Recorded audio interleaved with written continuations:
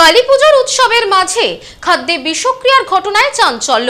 ঘটনায় অসুস্থ ৩ পুলিশ কর্মী সহ ৭ জন, মৃত্যু হয়েছে এক দোকানির।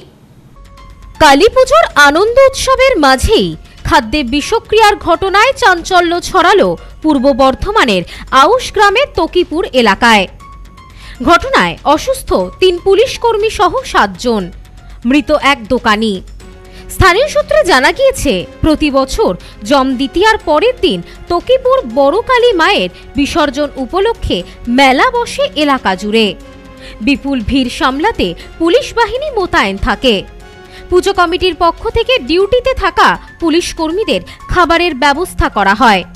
অভিযোগ, প্রবীর মিত্র নামে এক ব্যক্তির বাড়িতে তৈরি খাবার খাওয়ার পর থেকেই একে একে অসুস্থ হয়ে পড়েন পুলিশ কর্মী সহ মেলার দোকানদাররা।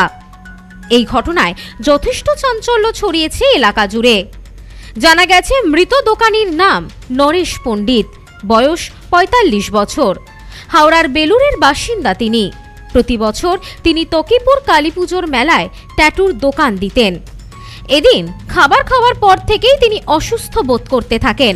পরবর্তীতে সন্ধ্যাবেলায় গ্রামের একটি লাইব্রেরির কাছে অচৈতন্য অবস্থায় পড়ে থাকতে দেখা যায় নরেশ বাবুকে। খবর পেয়ে পুলিশ এসে দেহ উদ্ধার করে নিয়ে যায় হাসপাতালে। সেখানেই প্রাথমিক পরীক্ষা নিরীক্ষার পর চিকিৎসকেরা তাকে মৃত বলে ঘোষণা করেন। পরবর্তীতে দেহ উদ্ধার করে পুলিশ ময়না তদন্তের জন্য পাঠায়।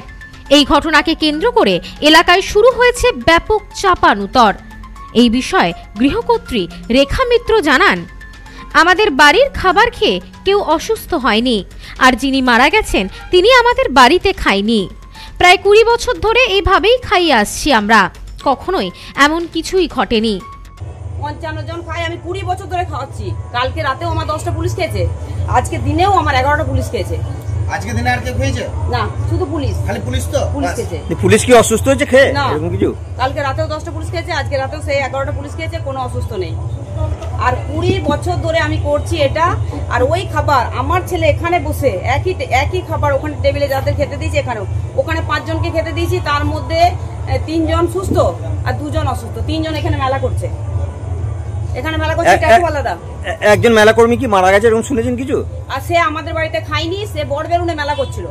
বড়বেলুনে মেলা করে হঠাৎ করে এসেছে সেই দিনই যেদিন এসেছে আজকে মারা গেছে। এই তো কাল এসছে মনে হয়, কাল এসছে, আজ মারা গেছে। আপনার বাড়িতে খেয়েছিল?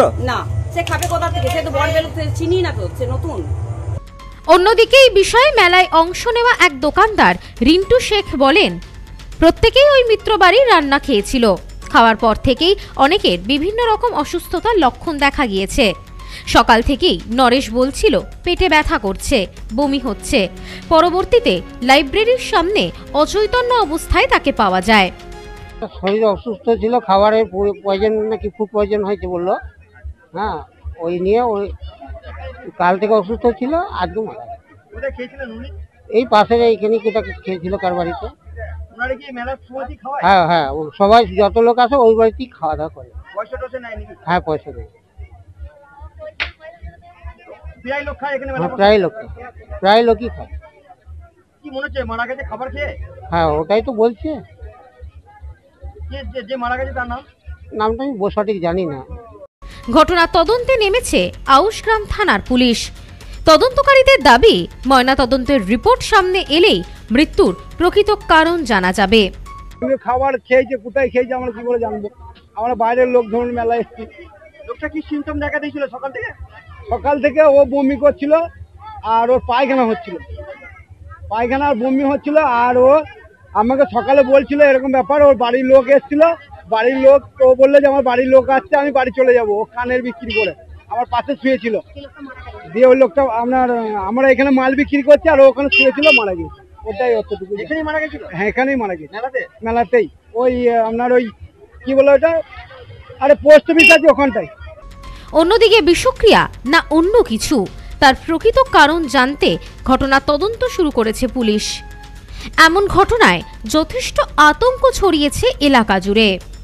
ব্যুরো রিপোর্ট, নিউজ নোম্যান্সল্যান্ড, পূর্ব বর্ধমান। নিউ পিসি জুয়েলার্স, সম্পর্ক গড়ে দেয়। বনগাঁতে আমাদের 3টি শোরুম প্রতিদিনই খোলা। নিউ পিসি জুয়েলার্স, বনগাঁ বাটার মোড়। New PC jewellers branch, Kumudini স্কুলের বিপরীতে। New PC jewellers beauty, Motiganj, Hatkhola. আমাদের এখানে সোনা কিনুন পেপারের দামে।